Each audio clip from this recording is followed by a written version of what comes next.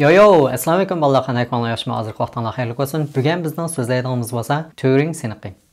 Turing siniqi degan sun'iy idrokniki rasmiy aql kirdimi, kirmidi, shuni isbotlaydigan bir sinoq. Biz insonlar azaldan deb kelyapmiz. Shu sun'iy idrok bir kuni balkim insonlarga o'xshash aql kirishi mumkin deb. Bunaqa ko'pincha shu materializmchilar bekrak ishindi, ya'ni amaliy narsalarga ishonganlar. Ko'pincha dindorlar lekin bunaqa ancha ishlamaydi. Shaxsan men o'zim bakma ishinib ketayman. Hozirgacha o'zimniki hayot tajribamga asosan men buni burungi sun'iy idrok videolarimda so'zlagan. Nima uchun ishlamaydiganligimni bundikimi yana davomli yana so'zlab berman. Chunki biz insonlar alohida yaratilgan. Bizniki energiyalarimiz tabiiy tomoq, tabiiy yemeklik yoki suv bilan bo'ldi. Hargiz bizga may qo'yilmaydi yo batareya qo'ymaydi. Ham o'zimizni davolay olamiz. O'zimizning ideyasi bor. Tefekkür qılalayımız, hissiyatımız var. Herkesme biz insanlar bir nersini yaratıplam, onağa akıl, hissiyat emneslerini beğenmeyimiz. Bu meniki özümdeki şahsen göz karşıyım. Belki neçe ming yıl yazsak mı, onda haletke yetemeyimiz. Dep qarayman. Çünkü adette bu pentexnikçiler adamlarniki ideyasi yoki hissiyatlarını qon tomirlaridagi yoki zihnidagi kimyalik inkaslar bilan hosil bo'ldi. Shuni signal qilib menga yetkazib, anaki shuni inkas chiqara oladi. Odamlar shundan inkas chiqdi, hissiyat paydo bo'ldi, ideyasi paydo bo'ldi deydi. Masalan, hissiyat ideyalarni amaliy narsaga bog'lab turib analiz qildi. Bu amaliy ba narsada bir xil modda yoki bir xil energiya degandek. Nurg'un fizikchilar amaliy narsalarni tadqiq qilishni bildi. Lekin shundaq mavhum narsalarni tadqiq qilishni bilmaydi. Masalan, tush deydi, ideya deydi, hissiyat deydi. Lekin hozirgi zamondagi tadqiqotchilarda ba'zan mushtaq yangi texnikalarni analiz qilib chiqmoqda, quantum texnikasi degandek. Bundan keyin balki shu fizik bilan mushtaq mavhum bilimlarmi asosda birlashib ketishi mumkin. Fan texnikchilar bizi odamning miyasiga yo jonliqlarning miyasi zot qanday ishlaydi, bu signallar qanday kimyalik inkas beradi, shularni tadqiq qilib, agar biz tushunsak, rasmiy mushtaq sun'iy idrok, sun'iy miya, sun'iy hissiyat kompyuterlarni yoki mashina odamlarni yasandikin, ularniki zehniyati, ya'ni shu sim yo'llari tabiiy bir yerga shakllangandan keyin o'zigidan aql kirish mumkin. Ondan keyin balki hissiyatmi kirish mumkin deb qaraydilar. Lekin yana nurg'unlari bundaq yerga yetishimizga yana balki 2045-yillarga yetishimiz mumkin. U chaqda biz insonlar o'zimizdan yuqori bir jonliqni yaratgan bo'lishimiz mumkin. Ya'ni kelib balkim o'zimizni yo'qotadigan bir jonliqni yaratgan bo'lishimiz mumkin deb qaraydilar. Shu hozirmi shu xavflarni oldini olish uchun ba'zan sinoqlarni boshlamoqda. Masalan, shu Turing siniqiga o'xshash sun'iy idrokni rasmiy aql kirdimi, kirmadimi, anarki yana mashina odamniki 3 prinsipi deydigan o'lcham bor. Buni men keyin yana so'zlab beraman. Turing siniqida asosan shu sun'iy idrokniki yolg'on gap qilamdi, gap qilmamdi deydiganni shuningdan markazlashib sinoq qilib berildi. Bu Turing siniqini birinchi va 1950-yili Angliyalik sun'iy idrokni otasi deb atalgan Alan Turing degan odam, ya'ni matematikatshunos, kompyutershunos, logikashunos, shifr tadqiqotchisi, yana nazariyaviy biologiyachi, mushta olim uni birinchi bo'lib o'tirib qo'ygan. Shunga uningimi Turing siniqi deb ism qo'ygan. U chaqda Alan Turing kompyuterlarni birinchi bo'lib kashfiyot qilgan odamlarning birisi. Shunga u sun'iy idrok otasi deb atalgan. Kompyuter endi kashfiyot bo'lgan vaqtda bu bir kuni bo'lmay bir kuni cho'qim sun'iy aql kirgan mashina bo'ldi deb shu chaqdan faraz qilgan. Balki buni aql kirib qolsa, buniki hisoblash suratlarniki iqtidorlarining yomonligidan balki butun insoniyatni yo'q qilib o'tish mumkin. Shunga bunaqa hozirdan boshlab oldini olgan bir sinoqlarni qilishimiz kerak deb shu Turing siniqini o'tirib qo'ygan. Turing 1950-yillar menga psixologiya va falsafa degan maqolasida shu Turing siniqini o'tirib qo'ygan. Turing siniqida qanaqa qildi degan chog'da, masalan, bir kompyuter bilan bir odamni ayrim bir uyga qo'yib, undan keyin shu sinoqni qiluvchini yana bir ayrim uyga qo'yib, bu sinuvchi shu kompyuter bilan yana bir odamdan yozmacha savol so'raydi. Savol so'ragandan keyin, undan keyin bularni yozmacha javob qaytardi. Javob qaytargan vaqtida bu sinuvchi shu javob qarab turib, kimning odam, kimning kompyuter ekanligini farq qilish kerak. Agar farq qilolmasa, kompyuterda sun'iy idrok paydo bo'ldi deb faraz qildi. Albatta bu sinoqni birlam odam qilmaydi, necha odam qildi. Bu Turing siniqida nurg'un murakkab mushtaq savollarni so'raydi. Shunga men bugun sizlarga bir kino orqali shu Turing siniqini sizlarga tushuntirib beray. Bu bo'lsa 2015-yilda chiqqan Ex Machina degan kino ko'rib baxsanglar bo'ldi. U bir fantaziyalik, ya'ni shu sun'iy idrokka oid bir kino. U kinomi 2015-yili 88-qitimliq Oscar mukofotiga erishgan. Bu kinoning hikoyasi bo'lsa, shu bir shirkatning hikoyasini so'zlaydi. U shirkat shu kinoning ichidagi dunyodagi eng ilg'or shirkatdan birisiga. U shirkatning ismi Blue Book, ya'ni ko'k kitob degan shirkatga. Bu shirkatmi bizniki hozirgi dunyomizga Google'ga o'xshaydigan bir torbat, ya'ni har qanday uchurlarni izlaydigan mushtaq shirkatga. U kinoning prodyuseri IT'ning bir talat egizga ismi Nathan, ya'ni shu shirkatniki boshlig'iga. Shunda iqtidorliq 13 yosh vaqtida bu shirkatni qurish ideyalari paydo bo'lib, yezib chiqargan ekan. Shirkatning xo'jayini ayrim shu tog'liq yerlarda o'zi yolg'iz yashaydi ekan. U yerda ya yo'l yo'q, faqatlam tik ucharlar bora olayotgan. Shunda jiroq bir yerga to'xtab, uni tushirib qo'ygandan keyin o'zi minib, xili vaqtgacha ananikin u uyini topa olayotgan. U uyning zodi nalligini uqolmaydi ekan. Masalan, hukumat idoralari uqolmaydi ekan. U odamni nurg'un odam ko'rib boqmagan ekan. Turqining qandoqligini bilmaydi ekan. Masalan, prezidentlar ko'rishmadimi, osonlikcha ko'rishamaydi ekan. Bu kinoninki yana bir prodyuseri bo'lsa, shu shirkatniki oddiy bir IT'niki programmistga. Qo'ysiz bir kuni bu shirkatniki o'rinlashtirgan bir mukofotiga, ya'ni birinchi darajalik mukofotiga erishib qoldi ekan. Bu birinchilik mukofoti bilan o'zining orzusiga yetib, shu xo'jayini bilan ko'rishish imkoniyatiga erisha oladi ekan. Hem onun bilan bir necha vaqt shu uyda birga yashay oladi ekan. Demak, shu zamondagi eng aqlli, eng yomon odam bilan ko'risha oladi ekan. Bu Warren Buffett'ningki tushlik tomoqqa o'xshab qolgan ekan. Ham xalqlar ba'zanda pul to'lab, shu Warren Buffett bilan birga tushlik tomoq yeydi. U vaqtda mablag' silish, yo bo'lmasa egilik tiklash taraflardan nurg'un javoblarga erisha olasiz. Shu bilan bu kichik xodimni tik uchar bilan shu Nathan'ningki uyiniki yiniga shu o'rmonlikqa tashlab qo'ygan. Lekin bu xodim o'zi cho'qib ko'llarni bo'ylab turib, shu o'rmonlikning ichida Nathan'ning uyini o'zi tepish kerak ekan. Nadlikini hech kim uqmaydi ekan. Cho'qim o'ziniki shu qobiliyati bilan tepish kerak ekan. Agar topolmasa, balki u yerda o'lib ketish mumkin ekan. Endi nima uchun bundaq tepish tez ham boshqalarni yaqin keltirmaydi degan chog'da. Chunki Nathan'ning uyi faqatlam o'zining uyi emas, balki bir sinoq rayon ekan. Uning ichida nurg'un shu maxfiy sinoqlarni qildi ekan. Masalan, shu sun'iy idrok, mashina odam deganlarning sinoqlarini o'zi qildi ekan. Shunga bu maxfiyatlarni yeyilib ketishdan, boshqa davlatlarga ketib qilishdan ansirab, mushtaq maxfiy bir yerda o'ziniki shu uyini ham sinoq rayonini o'rlashtirgan ekan. Kichik xodim aran tezda bu Nathan'ning uyini topdi ekan. Uning bilan ko'rishgan keyin Nathan deydi ekan, men boshda bu Blue Book degan bu shirkatni qurgan vaqtimda faqatlam shu uchurlarni izlaydigan bir torbat qurmoqchi emasdim, balki butun insonlarningki uchurlarni yig'ish, ular nimga qiziqadi, nim uchurlarni evatotadi bir-biriga, nimlarni to'rlardan setib olib degandek har qanday uchurlarni bizningki hozirgi shu dunyomizning bor.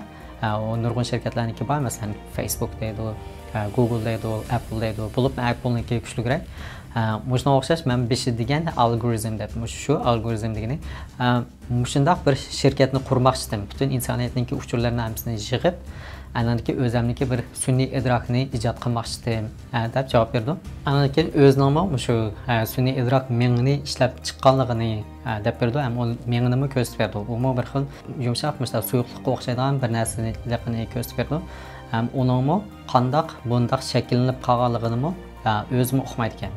Butun shu uchurlarning hammasini yig'gandan keyin asosda o'zi qurilma bo'lib, ashundaq bir mengi shakllik shakllanib qolgan ekan. Uni ya yumshoq detal demak ekan, ya qattiq detal demak ekan, uni bo'l detal ekan. Ham uni ichiga qarasa, shu qalaymiqan olam bo'shlig'iga o'xshaydi ekan. Har xil kimyalik ulanmalar qandoq undaq shaklga qolganligini o'zi uqmaydi ekan. Ham bu ikkisiniki paranchida bu xodimga deydi ekan, ham sen buni bu yerga tanlab qolganing tasodifiylik emas, balki men uchun bir sinoqni qilish berishing kerak. U bo'lsa-mu, shu sun'iy idrokning mensida rasmiy aql bormi, yo'qmi?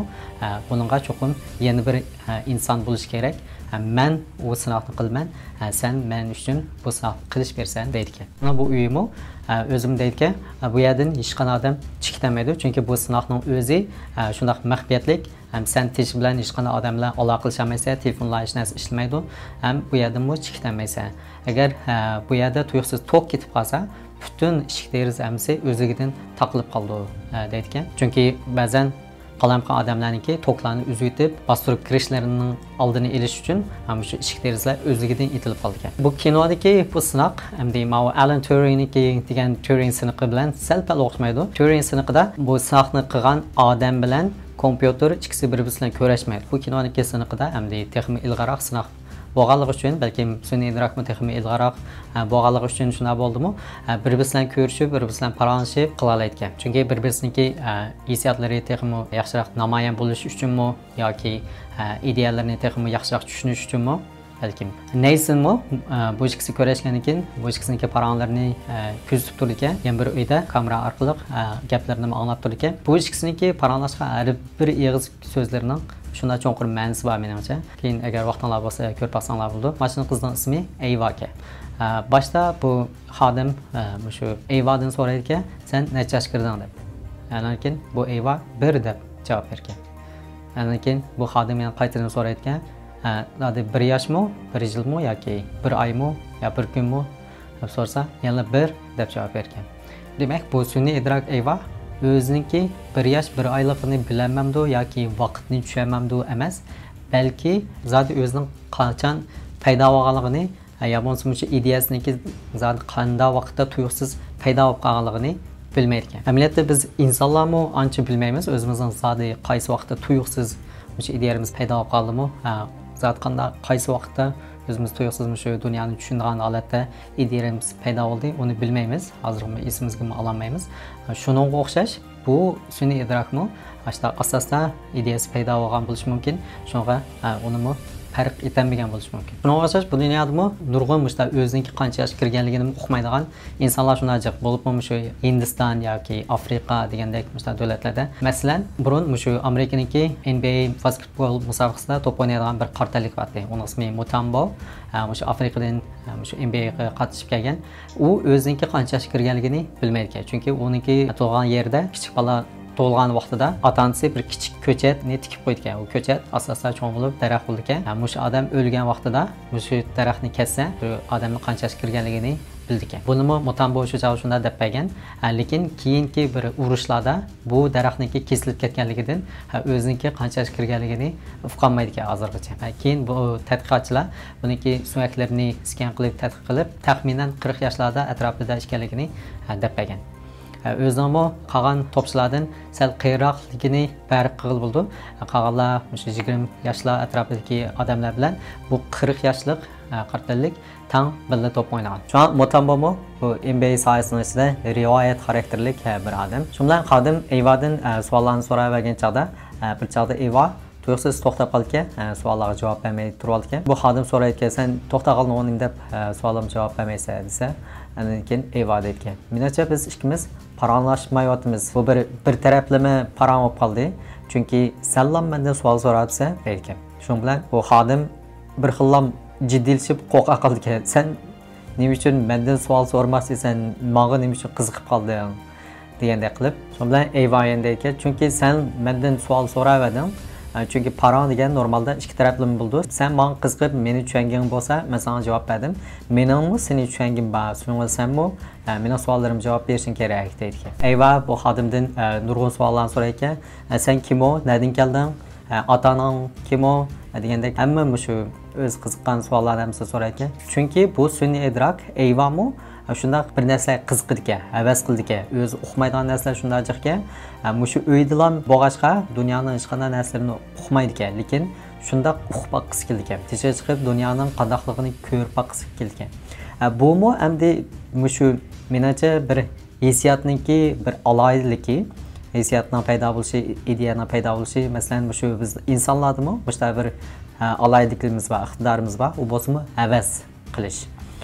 Biz shu o'zimiz uqmagan narsalarga shunda havas qilib boqamiz, izlanib boqamiz, o'rgangimiz keldi, bizdan shunday qobiliyat bilan yaratilgan, shunday tafakkur qilgimiz keldi. Ham bu qobiliyatimiz shunday muhim bu dunyo uchun, ham ekologiyaningki taraqqiyoti uchun bo'lsa shunday muhim. Agar shu qobiliyatimiz yo'q bo'lgan bo'lsa, hozirgacha bu dunyomi bunchalik taraqqiy qilmagan bo'ladi. Shu paranglashib Eva bu xodimda savol so'rab vaqtida tuyuqsiz to'p ketdi ekan. Men 5-dan bu neysiniki bu uyda to'yuqsiz tok ketib qolsa, bütün hamma eshik deraza hammasi o'zidan taqil qoldi ekan. Shuning bilan hamma eshiklar taqil qoldi ekan. Bu xodim shunday cho'chib ekan, bir xil tamtirab chiqib ketgisi keldi ekan. Lekin shu vaqtda Eyva to'yuqsiz chiroyini o'zgartirib, ifodasini o'zgartirib, bir xil jiddiy holatda xodimga asta sen neysinga hargiz ishonma deb qo'ydi ekan. Shu bir og'iz gap qilib qo'ydi ekan. Bu tok ketganligi uchun neysinmi bu kamera bilan bularniki ish harakatlarini ko'ramaydigan, ham gaplarini anglamaydi ekan. Bu ikkisi bu yer qatsilib qolgan bilan ikkisi bir-biriga teganmaydi ekan. Chunki o'rtada yana shunday qilin bir aynak bor ekan. Aynak tam bularni to'sab turdi ekan. Shuning bilan bu yerda nim paydo bo'ldi degan chog'da mushu sun'iy idrok ayvoniki bir yag'anchiligi paydo bo'ldi. Yag'an gap qilishi, yomonsi yag'an harakatlari demdik. Chunki beshidagi olti bilan keyinda tok ketgandiki olti chiroy ifodasi so'zi qat'iy o'xshamaydi. Beshida shunday muloyim, shunday chiroyli kulimsirab, o'zini ko'rsatgan holda paranglashib, keyinda tok ketgan vaqtida chiroyini o'zgartirib, shunday jiddiylik bilan, demak, uning oldidagi olti bilan keyindagi olti o'xshamaydi. Ya oldidagisi yag'an, ya keyindisi yag'an. Neysinmi bu xodimlar paranglashgan chog'da men bu sun'iy idrokning ichiga hech qanday yag'an gap qilgan sistemni kirgizmadim.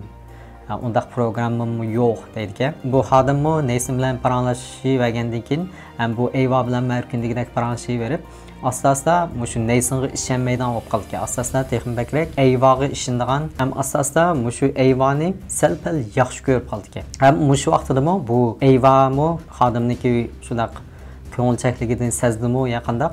Ham to'yuqsiz buningga ko'ynikim bati, men senga ashuni kiyib beray, seni oldingda deydi ekan. Ma'qul deydi ekan.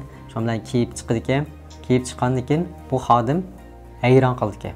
Qarasa, beshidagi olti bilan qat'iy o'xshamaydi. Beshida ham o'ziniki ideyasi, hissiyoti asosan namoyon bo'layotgan bo'lsa-mu, yana shakli qarag'an chog'da mashina odamga o'xshaydi. Lekin keyingiga ko'ylakni kiyib chiqqandan keyin qarasa, butunlay odamga o'xshashlar bo'lg'ashqa shunday hayron qoldi ekan. Andan keyin bu Eyvami xodimningki chiroy ifodalaridan sal bir narsani sezgandek, shunda undan so'raydi ekan, sen meni yaxshi ko'ramsan deb so'raydi ekan. So'ragandan keyin bu xodim to'yuqsiz inkas qilib o'ylaydi ekan, men yaxshi ko'ramdim deb o'ylab, andan keyin amsi nima uchun bu neysin bu sun'iy idrokni bir jinsiy holatda yaratgan. Bu mashina odam tursa, bunaqa nima bir jinsini qilib qo'ygan. Agar jinsini qilmasam bo'ldi deganni o'ylaydi ekan. Alan Turingning maqolasida mushu sun'iy idrokniki jinsini degan ikkinchi maqolasi shuni degan. Chunki birinchi maqolasini sal o'zgartirib, ikkinchi maqolani chiqargan keyinda shu ikkinchi maqolasida mushu Turing siniqini qilgan vaqtida cho'qim mushtaq jinsini ifodalash kerak deganni maqolasida yozgan. Balkim idealik odamlar, idealik jonliqlarga, yoki hissiyotli jonliqlar va mushu jinsining farqi bo'lishi nihoyat muhim. Balkim mushu bo'lmasa bo'lmaydi degandek, agar mushu jinsi farqi bo'lmasa, balkim mushu ideyasimi yoki hissiyotimi to'liq chiqmaydi degandek bir narsani ifodalagan. Kinodami nima uchun bu Eyvani mushu qizg'olniki jinsini qilib yaratgan degan chog'da, amaliyotda Blue Book degan bu shirkat mushu insonlarniki uchurlarini yig'adigan bir shirkat. Mushu uchurlarni yig'gan shirkat amaliyotda har qanday odamlarniki nimaga qiziqadi, qanday odamga qiziqadi, hammasini o'qidi. Shunaqa bu xodimning bu yerga kirishdan burun qanday chiroydagi yoki qanday hissiyotdagi qizlarni yaxshi ko'rganligini unda uchurlarga hammasiga erishib bo'lgan. Neysinmi shunaqa qarab turib, mush xodim yaxshi ko'radigan mushta qizlarni mushu sun'iy idrok qilib loyilab bu xodim bilan ko'rishtirgan. Shundan bir narsani sinamoqchi. Bu neysinmi? Bu xodim deydi, meniki bu siniqimda mushu sun'iy idroklarniki subconscious, ya'ni yoshirin ideyasi bo'lishi kerak deydi. Bu yoshirin ideyani men ideya degan videomda so'zlab bo'lgan. Yoshirin ideyani bilmoqchi bo'lsangiz, meni shu videomni ko'rib baqsangiz bo'ldi. Masalan, biz agar bir yerimiz qichishsa, shu yerimizni tatlaymiz. Buni ideyamiz o'zimiz kontrol qilib turib tatlaymiz. Lekin ba'zan chog'da bir narsani o'ylab turib, qalbimiz kelmasa, to'yuqsiz bir yerlarimizni tatlab qolamiz. Bu balkim yoshirin ideyamiz kontrol qilib tatlagan bo'lishimiz mumkin. O'zimizning harakatlarimizni o'zimiz uqmaymiz ba'zan chog'da. Masalan, biz nafas olamiz, shuni markazlashib kontrol qilmasaqmi, o'zligimizdan qilaveramiz. Bularning hammasi shu yoshirin ideyadan kelgan. Bu neysin? Mushu sun'iy idrokdimi mushtaq yoshirin ideya bo'lishi kerak deydi. Yoshirin ideya bo'lmasa, u rasmiy mushu sinoqni o'tamagan bo'ldi. Mushtaq sinoqlarni o'tamasa, u yalla shu o'ziniki mashina odamligini isbotlaydi. Hargizmi bir bizga o'xshash ilg'or jonliq tipiga kirmaydi deydi. Xodim bilan Eva'ni paranishayotgan bir vaqtida yangi tuyuqsiz tok ketdi ekan. Bundan tok ketgan vaqtida bu xodim ishtiqlam bu Eva'dan so'rab olganda, "Sen nima uchun neysanga ishonmaysan?" deb so'ragandan keyin Eva bu tok ketishni men ketkizayotgan. Men o'zimni zaratlayotgan vaqtimda kayniga qaytib turib, tok yo'lini o'zim kontrol qilib, tokni o'zim ketkizib olayman deydi. Ana keyin nima uchun desa, chunki mening sen bilan birga o'tkim bor. Sening men bilan o'tgan yo'qmi deb shunday savol so'raydi. Bu xodimmi neysini texmi bakrak tushunib baqisga, sen nima uchun shu sun'iy idroklarni kashf qilsa, bularni yasaysa deb so'raydi.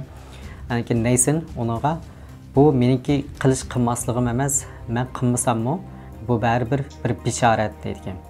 Qanday bir bishorat desa, bu bishoratni 100 yil oldindan deyilib bo'lgan, cho'qim kelgusida buldi deb. Buni men qilsammi, qilmasammi baribir kelib boshqa odam yana qildi.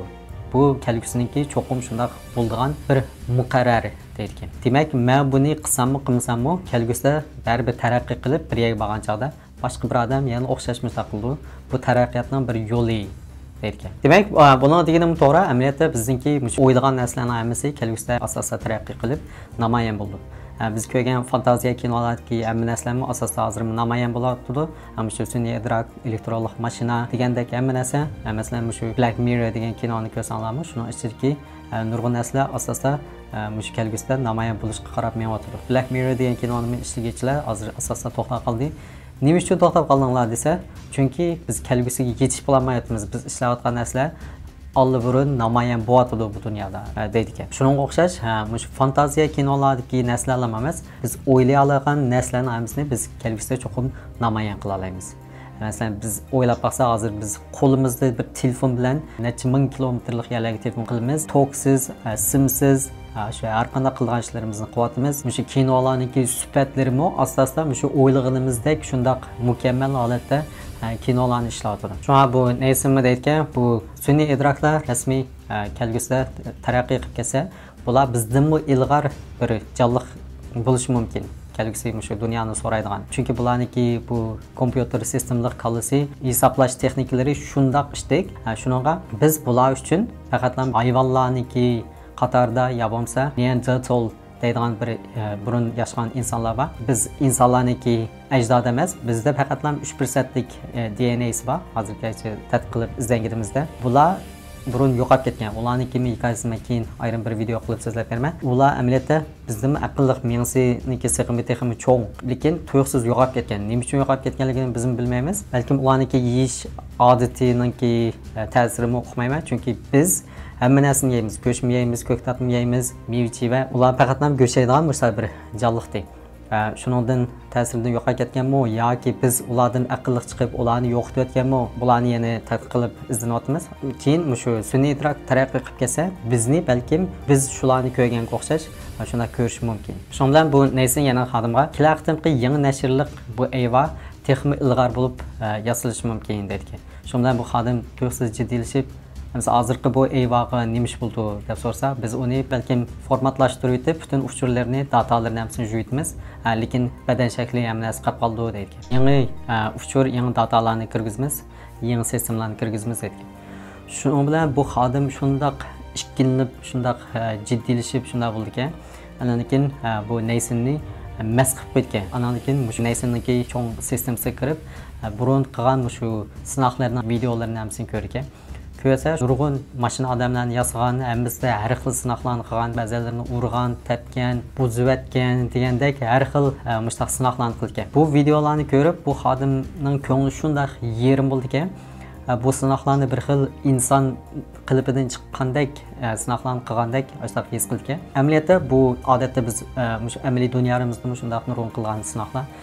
Masalan, biz chashqalarni tadqiq qilamiz, ulardan sinoq qilamiz, boshqa jonliqlardan sinoq qilamiz, insonlarga foyda olib kelish uchun shunday sinoqlarni qilamiz. Masalan, biz shu mashinalarni urib sinoqlarni qilamiz, ularniki bexatarlik sistemlarini sinash uchun degandek, shunga o'xshaydigan sinoqlar.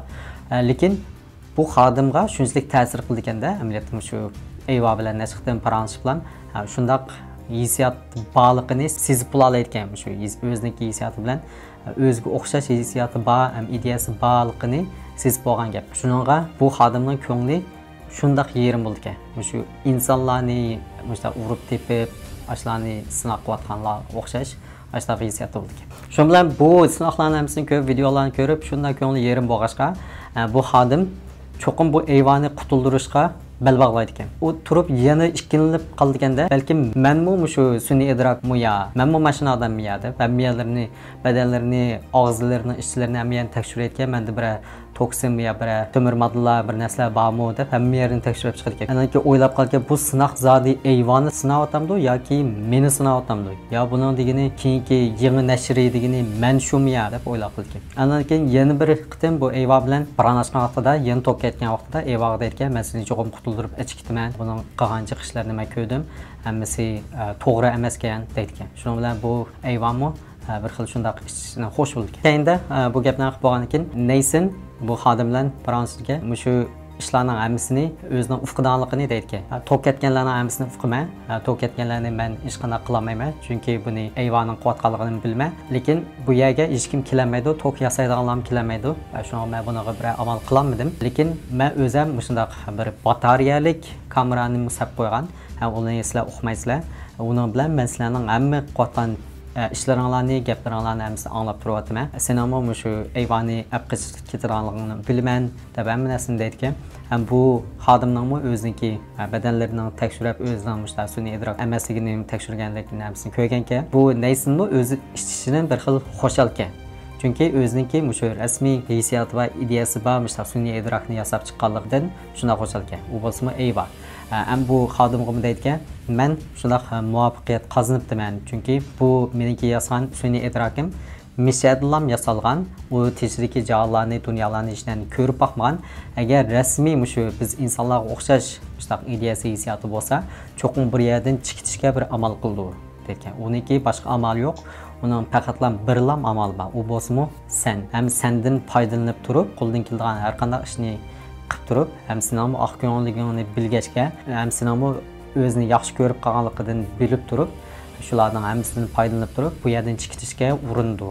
Sen unga ishonma, u bu yerdan chiqitib qolsam, senda yuz o'raydi, balkim seni o'ttirib etish mumkin, meni o'ttirib etish mumkin deydi. Lekin bu xodim u chaqda deydi, biz kechikibdik ansa deydi. Nima uchun desa, chunki ben aldığım qitimsa uxlab qolgan vaqtimda bu ya'niki programmalarni hammasini o'zgartirdim. Bu qitim tok ketgan vaqtda butun derizlar, eshiklar taqilib qolmaydi, balki hammasi ochilib ketadi deydi. Bu xodimim dunyoda eng ilg'or shirkatniki program loyihalaguvchi bo'lganligi uchun o'zining iqtidorim shunday yuqorki, shunga bu programmani shunday osonlab o'zgartirib ketgan. Shundan keyin buni degan vaqtida tuyuqsiz tok ketgan.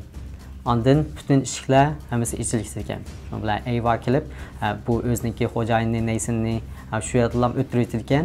Ondan bu xodimni bir uyga solab qo'yib, o'zi ketar ekan. Shu hammasi shu Neyson degandek ham bo'ldi ekan. Sonra bu kino shuna qilib oyoqlashir ekan. Endi bu kino 2015-yili ishlangan. Nima uchun degan chaqda? Chunki ya'ni shu Turing siniqi 2014-yili birinchi qitim shu sinoqdan o'tgan. Shunga 2014-yili o'tganligi uchun 2015-yili bu kinoni ishlagan. Bu sinoqmi Rossiyaniki siniqdi. Bu sun'iy idrokning o'ziniki ismi Yeshimba. Ismi bo'lsa Eugene Guzman, Ukrainalik 13 yoshga kirgan sun'iy idrok.